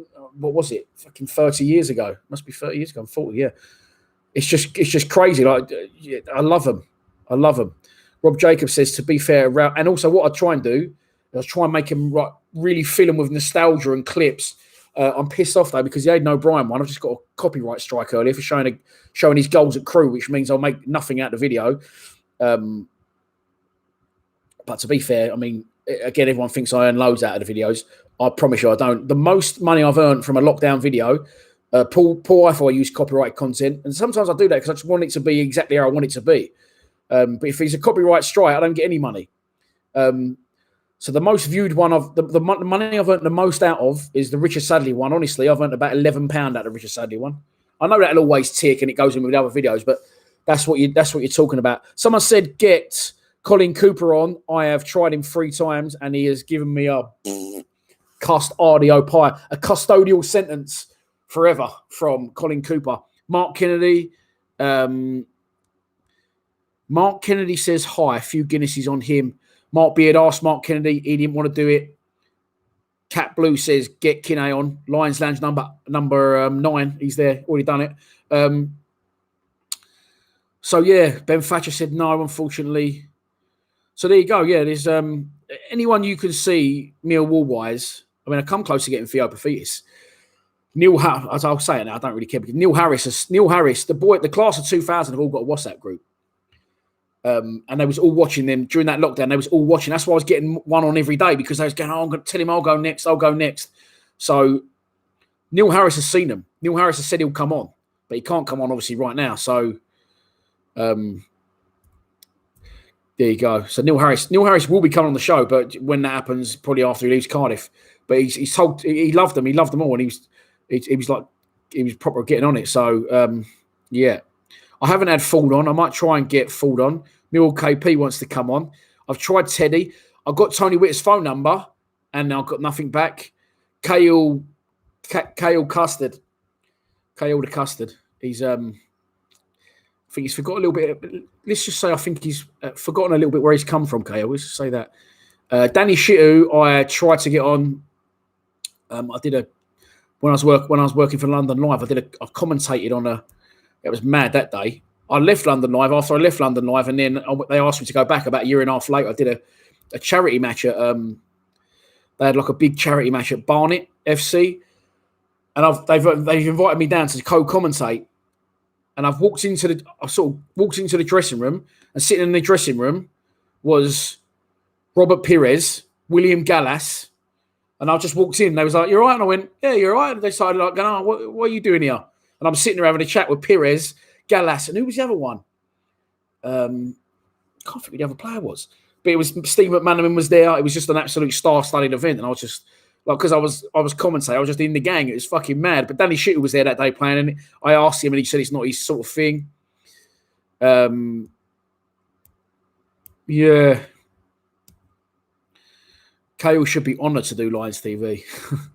I don't think it's going to happen, mate. So there you go. Listen, I am trying. Casey Keller's done. I'm closing in on Jimmy Abdu. Someone's getting me his phone number this week.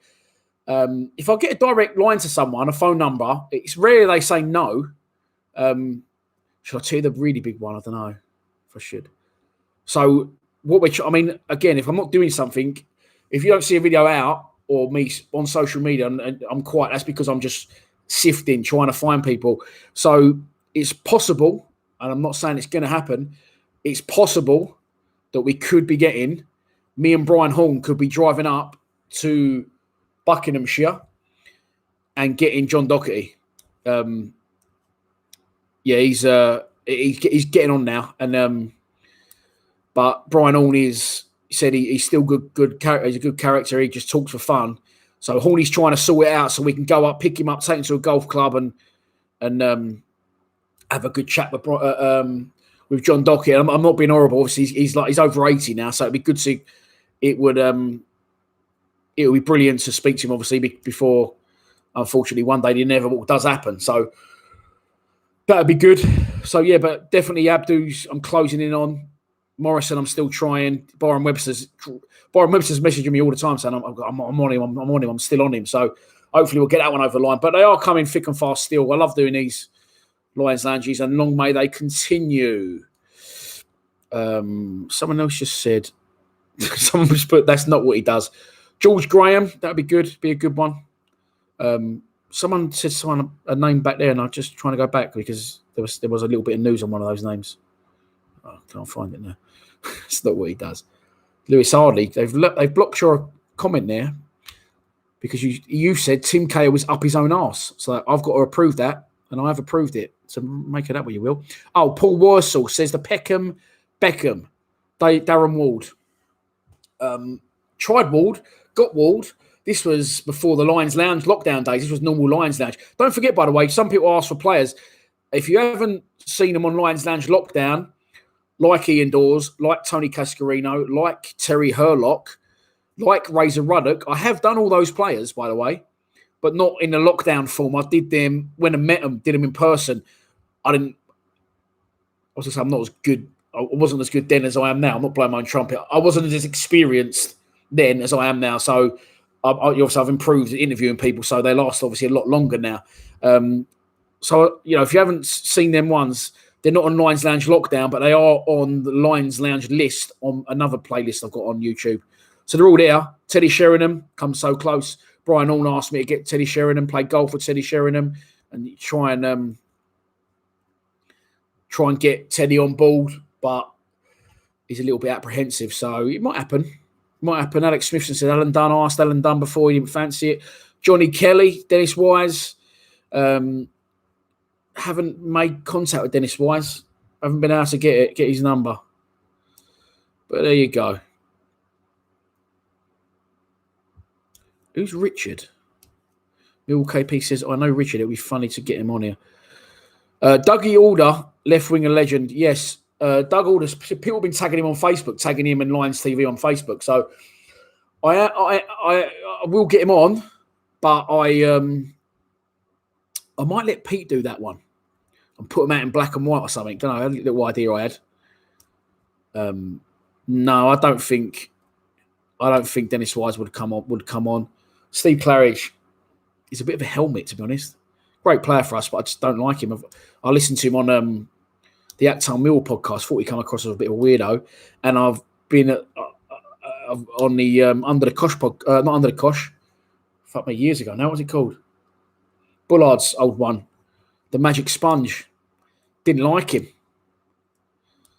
David Thompson, I haven't done him. Richard Shaw, I haven't done him. Yeah, I'm going to keep plugging away. Do you know what I did find on Facebook the other day was we're up to 73 people watching again now, and I'm just talking shit and naming names. I found on Facebook the other day Jason Van Blurk. Who remembers Jason Van Blurk? Signed from Go Ahead Eagles, another Aussie for us, left-sided player. So I fired into him. But listen, if you haven't seen anyone on the channel, all the names you're naming, then it's because I try and I can't get him. Alan McCleary lives in Welling apparently, but I can't. If anyone knows him personally, plug me in, please. Graham White, Tony McCarthy. Yeah, I don't think that Tony McCarthy. He was shit anyway for one, and for two, he wasn't really there long, was he? Yeah, Steve Lee says Pete would have seen him play, so that's what I'm thinking. It might be a better interview if Pete did it, because Foss says, what about Lee Gregory? Funny enough, I had a conversation with Lee Gregory on Instagram the other week, and he said he will come on, but just not at a minute. So getting Aidan O'Brien's a big one, and I think getting Aidan O'Brien and getting Byron Webster should hopefully, make more recent players want to do it. Uwe Fuchs, tried to find him once, couldn't find him. Couple of years, it will be class if I got Sean Williams. I think that probably will happen. I sometimes have a chat with Sean Williams as well on Instagram. He always likes my stuff and Insta stories and stuff. So we have a little message up occasionally. Les Briley, I'd like to get. The other one was Etienne Vivia. So I put it out there about getting Etienne Vivia, and it comes straight away within like an hour. Some guys went, I know him. I know his nephew. His nephew is a famous comedian in Holland, and I spoke to him, and he said he'll put you in touch. So I tried to get in touch, and he's just completely, I don't know, he's bombed me or what, but he ain't replying. Etienne Vivia lives in the Amsterdam region of Holland. And I'm trying, we thought we did have we had his nephew. His nephew's called Rui Vivia. Look him up on Instagram. Find DC and I'll interview him. Charlie's in Richard. Shock, you're going to Holland, Amsterdam, more than likely, on the reefer. Yeah. Michael Heisman said, Etienne Vivia, his nephew didn't respond to my messages after a Millwall fan who helped me out said he would, but it wasn't the Millwall guy's fault. Michael Heisman says, ask the gaffer Rao. It seems willing to address the fan base. Never in a million years would that happen. A lot of people have been saying that lately. The club will not have any dealings with me. Won't have it. Won't work with me in any way, shape, or form. And that's fair enough. And the reason that is because they let me interview Alex Ray once, didn't they? In the dugout at the Den. And then after I did that, I went on a Spurs podcast before we played Spurs in the Cup. And my mate who did the Spurs podcast said, do you think it's going to go off in the Cup match? And I went, yeah, it's going to go off. Of course, I said, look, I'm taking my kid. I'll go for the football. Some people go for the football. Some people go for a punch-up. Some people go for both. I've said that. The police have got hold of it, rung Spurs. Spurs have rung Millwall and said, your bloke's inciting public disorder by saying this. The club said, he's fuck all to do with us. He's an independent fan channel. And then the Spurs have said, well, he is because he's interviewed Alex Ray in the dugout at the end. So from that day forward, nothing from the club. Absolutely nothing from the club. So understandably so. So, yeah, Rowett and current Mill players will never, ever happen. Will never happen. So, yeah, there you go. Ben Thatcher, Mark Beard asked for me, Steve Morrison, Ben Thatcher and Mark Kennedy. Morrison said maybe. The other two said no thanks. So I have made contact. Again, I've got a direct route into Keith Stevens and I'm getting Jimmy Abdu's number next week. So Casey Killer's next. And I've got direct lines straight into Keith Stevens and Jimmy Abdu. So they'll be the next two that I'll pursue. And if Richard Jason Van Blurt comes back to me. He'll be coming on as well. But I'll keep pursuing him. Paul Shaw asked him to follow me on Twitter and he didn't follow me back. Again, people go, "Oh, get this one on, get that one on." You got to think how you get in touch with these people, especially some of the 90s people. They haven't got social media, so straight away it's very difficult to find them. That's why sometimes I say it in videos like this, because people then come to me and go, "Oh, look." So someone within the club is getting me Jimmy Abdu's number. Yeah, I would get Darren Ward on. When I asked him before, he said he'd do it, and then he changed his mind. He said he just got the managerial job at Hemel Hempstead, and now he can't do it. So that didn't happen. But that was a long time ago. Muscat, Joe Dolan asked him. Andy Roberts have asked him. He didn't want to do it. Michael Heasman says, "Do we need any more players down for next season?" Don't have a top scorer. That's a big ask of Troy Parrott. Yeah, that is a big ask of Troy Parrott. I agree on that. And he's a very highly rated young player, which is brilliant. But obviously, he's not really played a lot, has he? He's not really played at all. From what I've seen of him, he's a great link-up player. He's a striker that likes to hold the ball up, drop deep, and then other people joining around him and get beyond him. So what we really need, if Troy Parrott is going to start a lot of games, is people to get beyond him. Midfielders making runs beyond, which don't really happen. To be fair, the only person that was doing that was Thompson, but then he was injured for a long time. And to be fair, I don't think he's the best. Ryan Leonard, right at the end of the season, got the hang out, and he was running beyond and making opportunities. So Andy Roberts don't want to do it. So, yeah, it is a big ask on Troy Parrott's shoulders, and I will be interested to see how much of an impact he has and how much game time he's going to have. But Varson's not for me. Matt Smith is okay to bring on as a sub, I feel. You know, he will nick you a goal. Bradshaw seems to have gone backwards lately, unfortunately. So I would have liked to answer Graham White's question. Who would I have liked to sign? I would love to have got Kiefer Moore. I said it before. I think he's a big, strong centre forward, another one that can pluck the ball out of the air and bringing people around him. Good footballer, not just a big lump. So, so yeah, I would like to assign Kiefer Moore, but I'm pretty sure he's going to go to Cardiff. And listen, that's twice he's had the opportunity to come to Millwall now, and he's not wanted to either time. So fuck him. But yeah, I would have had him in. Richard Wheatley says Charlie Sheringham could be worth a try. I've been in touch with Teddy. I haven't been in touch with Teddy Sheringham personally. Teddy Sheringham with Tony Cascarino play poker up at my sponsors, Elton Terrace Club. They got in touch with Teddy Sheringham. This was before lockdown, and he said he'd come to the Elton Terrace Club and do it. Agreed to do it. I saw the text, but then it's just getting the time. Then lockdown happened. Since then, who else got in? Oh, Brian Horn got in touch with him and said, can you do it? And he said, I'll think about it. And it didn't happen. But I think if I get them all tomorrow, I think it'll be a little bit less exciting for me. I like to plug away, to get Casey Keller there after trying to track him down and then get him for so long. And again, I messaged Casey Keller on Twitter. I fired into his inbox, and I thought he'd ignored it, and that was my mistake, because he might not check his inbox on Twitter, or he might get so many emails on Twitter that he don't know. So I went a different way around it. I found someone like a mutual friend who knew him.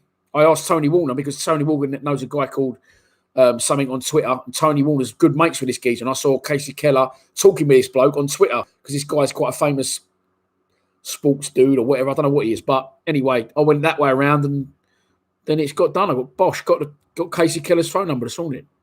How weird is that? I got Casey Keller's phone number in my phone. Tony Warner rings me like 2-3 times a week. It's fucking crazy, isn't it? When you think about it, I don't really think about it often. Someone said give George Alexander some game time. Again, with this Troy Parrott thing coming to the club, it's sort of people were seeing the worst and going, "Oh, what about George Alexander? That means he won't get sniffed." I would like to see them both involved, learn off each other. I'd rather have George and Troy around it and fuck Bradshaw and Bavarsson off. Honestly, I would. I think, Parrott's come in. That may seem like kicking the bollocks of George, but I think they can both be involved. I'd love to have them both involved. I think they both, excuse me, I think they both should be involved without doubt. Troy's come in. They can push each other. That should push George to want to do more now. Not that he can really fucking do any more than be the top goal scorer in every team he's ever played in. But I think it could be a good thing. Troy's there. Bring them both in. I'd love to see that. Honestly, I would rather have Troy Parrott.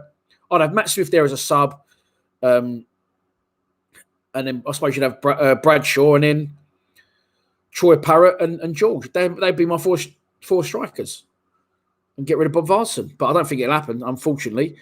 So there you go. Lewis Hardy said, most aggressive player in our squad at the moment. That's a good question, mate. And my answer to that, most aggressive player in our squad at the moment.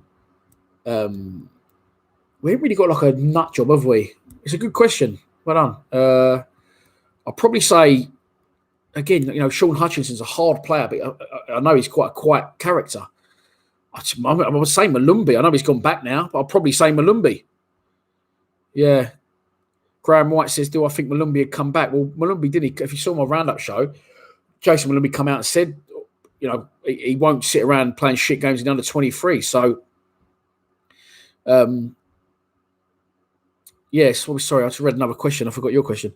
Oh, Malumbi. Well, he's saying if you don't get game time, he'll come back. I think he said that to put pressure, and I think he's trying to strong arm the manager there. I don't think he actually wants. Well, I don't think he don't want to come back to Millwall, but I think he wants to play at the highest level, and I respect that. And I think it's a really good comment for him to come out and be as ballsy and as brash as he has been with what he said. I think that's really good of him. Am I happy? Chris Ballard says, am I happy with the current midfield? I was going to cut this video off when I finish the team. Half an hour later, I'm still fucking talking. I love the sound of my own voice. Am I happy with the current midfield, or would you get another player in that position? Right.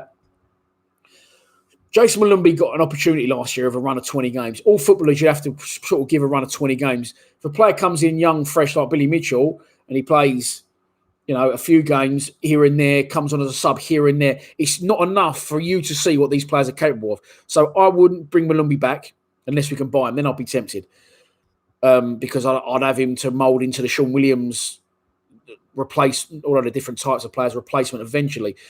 No, midfield, right, we got Woods is a ball distributor, can dictate the play. I'd like to see him get a bit more forward because he can knock them killer passes as long as they're sitting deep and knocking the long range ones. Mitchell is going to fit into the Malumbi role this season.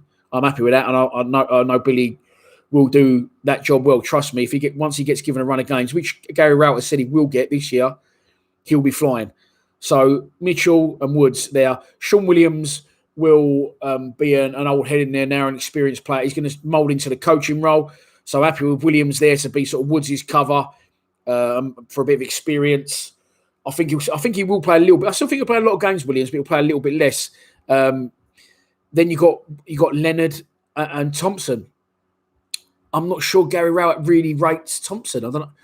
Unless he's easing him back in after his injury. It could be that, but he does seem to prefer Leonard, doesn't he? And listen, someone said it earlier in the comments when it went, and I was talking about saying, I did see it, that he'll be a better player now, Leonard, under Gary Rowett, because the ball fucking won't be going over his head constantly. And he has been better. Ryan Leonard giving the ball away, don't have a problem with it. I do not have a problem with that.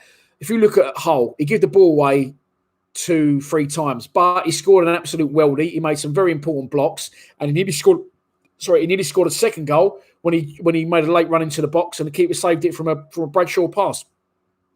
Players losing the ball, passing the ball, kicking it off the pitch, I don't have a problem with that. That's not my problem with Leonard. What I want all footballers to do is affect a football match. I want to walk away from the den going, or an away game, if only, saying, fuck me, he's done this today, he's done that today. The problem I had with Leonard, which is a very similar problem I had with Tunnicliffe, I didn't fucking know that was out there. And then people say they do unnoticed work. You can't have the core of your side, the engine, the things that, the go-between, the cog that oils it all, distribute the main focus of the pitch, doing unnoticed work. If your midfielder's doing unnoticed work, that means he's doing fuck all, basically.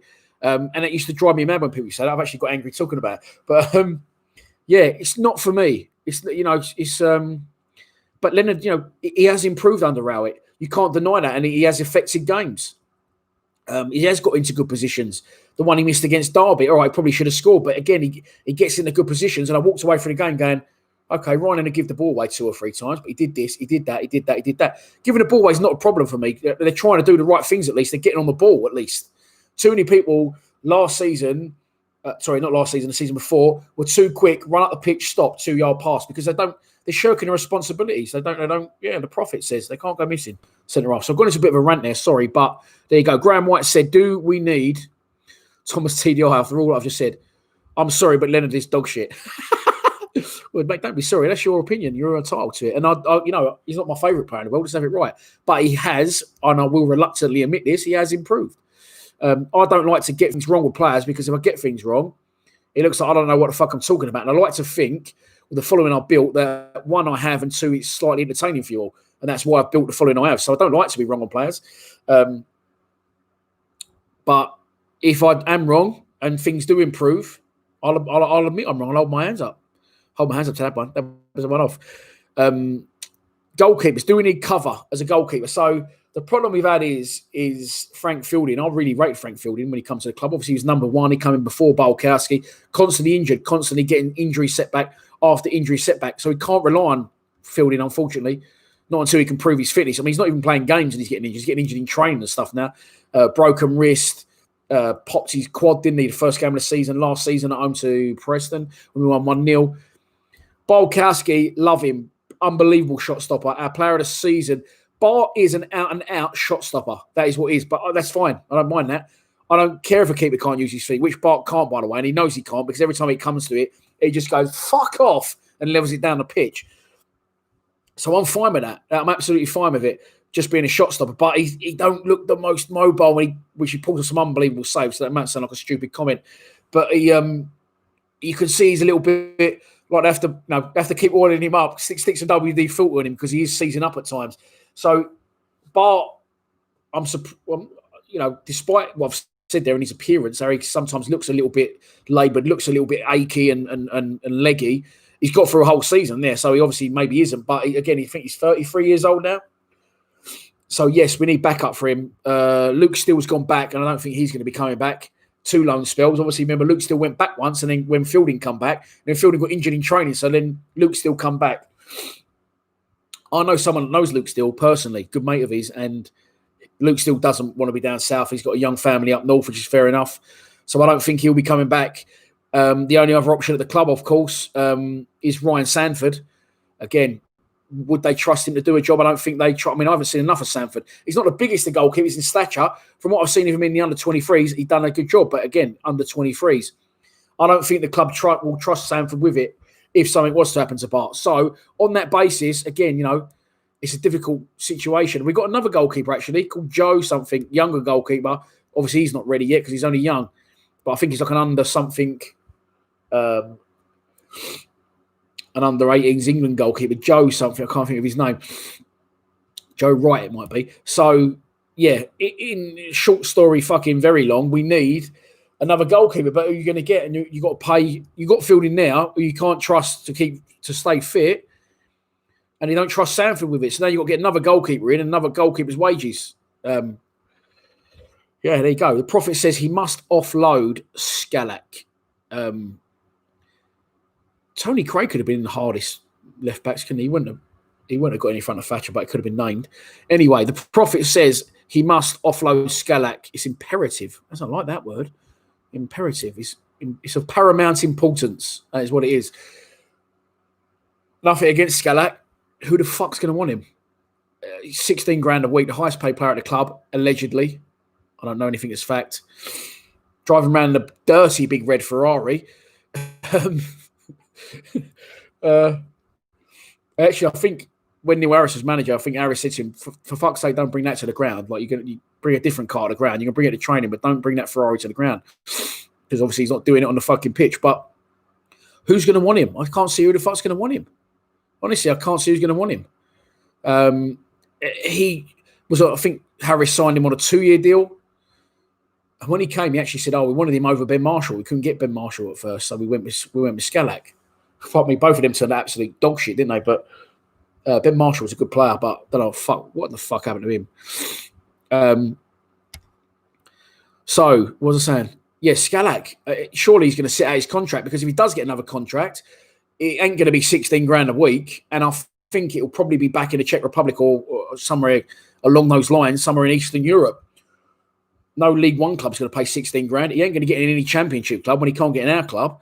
So I think he will literally sit his contract out.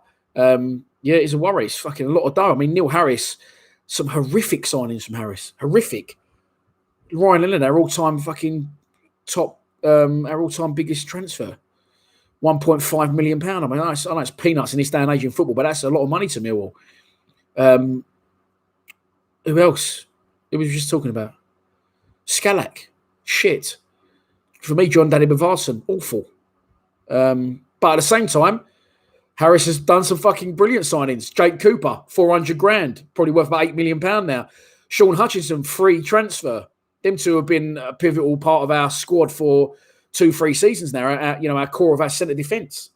So Harris got it fucking very right at times, but very wrong at others. And with Scalak, he's absolutely effed us in the A, hasn't he? I nearly said the whole thing then, because we're lumbered with that prick, unfortunately, until his contract runs out next season. I think that's the only option. He'll leave on a free next season. Where he'll go, I don't fucking know. As long as he's not a Millwall, I'm happy with it.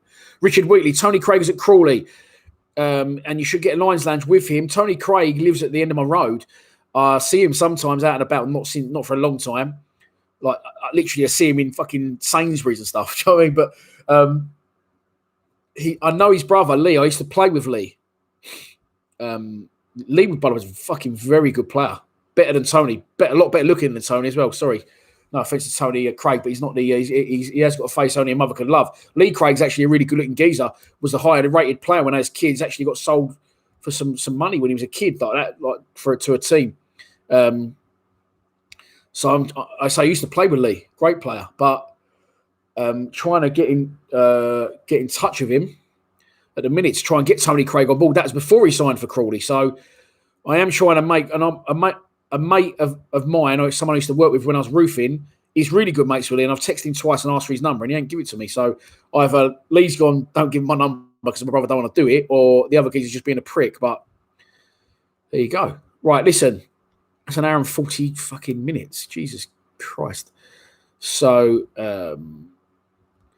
Alex Smithson said Mason Bennett was in the Derby team today for a friendly. Was he really? Fucking hell. I still think we're going to sign Mason Bennett. Again, I don't know anything, but I know Rowett really rates him, and I just can't see why he wouldn't want to sign him again, you know? I know we passed up on that option to buy him for $500,000, but I think that we're trying to get a little bit of a deal on that one. I know Mason Bennett likes the club. I know he wants to be at the club, but yeah, there you go. That's another video. Starting 11. What would be a fair price? Yeah, I'm doing. So basically, you like these best 11 videos, and I like doing them. So everyone's a winner. I am going to do best starting 11 for the first game of the 2020-21 season. I'm just waiting till all the transfer business is done, if there is any more to happen. I think there will be, but I'm not saying there will be, but once we've signed everyone we're going to sign and the season is, a few days away, I'll do another one. The season is actually, there's no game this weekend. Next weekend, I'm sure, the weekend of the 4th and the 5th, which is next weekend, we've got Crawley in the Cup, and then the week after that, the season starts. So there you go. So, yeah, pretty much bosh. Job done. Thanks for coming, brov. Right, honestly, that is it, because it's 9 o'clock and all I've eaten for the last 7 hours is a box of grapes. So I might have to do myself a little bit of Joe Blake, some peppers and a bit of rice because I'm on a diet trying to lose a bit. Actually, I've lost a bit here. Maybe it's the camera. The camera always adds £10 as well, so don't forget, I'm not as fat as you think. But there you go. Good show, said Rob Jacob. Cheers, Rob. I do enjoy these, and I'm going to try and do more. I've done one this week because last week we had 2 Lions Lounges. We had Aidan O'Brien and Ian Bogey, and they take me the Aidan O'Brien trailer, if you saw it, that took me about 4 hours to pick the bits out I wanted, think about what I wanted to add to that. That Aidan O'Brien, so it's about 2.5 minutes long. It took me 4 hours to put that together. So it take a long time. By the time a Lions Lounge goes out, I've watched it 3 times. I interview someone and I'm part of it. Then I edit it and I'm part of it. And then I do a final cut where I upload it to YouTube and just watch it again to make sure it's so like, Aidan O'Brien an hour long. I've watched that 3 times. So yeah, they take time. Michael Heisman says, what's happened to the FIFA series? I enjoyed that. We are now on Twitch. And the reason we're on Twitch is my son is driving me mad to go on Twitch because he's on Twitch and he's saying, Twitch. So when the new FIFA comes out, which I believe is next month, does anyone know? I am going to get the new FIFA and I'm going to stream the FIFA streams on Twitch because I'll be honest, not everyone wants to watch it on YouTube. And I do understand that because I'm not really if I saw a fat 40-year-old YouTuber playing FIFA, I'd go, mate, what the fuck are you doing? But I don't mind playing it, and people like it, so I will do it. October the 6th, the new FIFA's out. Jesus wept. But it's not that far off. So if you ain't follow us on Twitch, we're called TV_Lions. Please follow us on Twitch, and then all FIFA streams I'll put on there from October. And that's it. Someone else just asked me a question I wanted to answer. Is Benjamin Bloom collab on? Benjamin Bloom, tomorrow at 2:00, me and Benjamin Bloom are going to sit down. It'll be a Lions Lounge lockdown style chat over Skype or Zoom, whichever one he's got. And we're going to talk about the championship, what we predictions for next season, where we think certain teams will finish. Benjamin's going to give us his opinions on who we need to bring in. He's actually genuine opinion of me, because I think he's got a little bit of a soft spot for us. Harry thinks we're going to fare. And we're just going to have a chat, a decent little chat. And if I could get the chance, yeah, thanks, Steve, by the way, for counting, mate. You are a legend. So 2:00 tomorrow, if we have, say, a 2-hour, by the time we've spoke to each other, set it up, spoke, could be a couple of hours. So if I can get that out tomorrow night, I will get out tomorrow night. If not, I'll probably put it out on Sunday, Patreon's Friday. So there you go. There you go, boys and girls. Thank you for tuning in. Hope you've enjoyed it. We will do another one of these next week. If I haven't got a Lions Lounge, let me know in the comments or on social media what one you want to see next. And yeah, thanks for watching. And please subscribe to Lions TV. Come on, you Lions.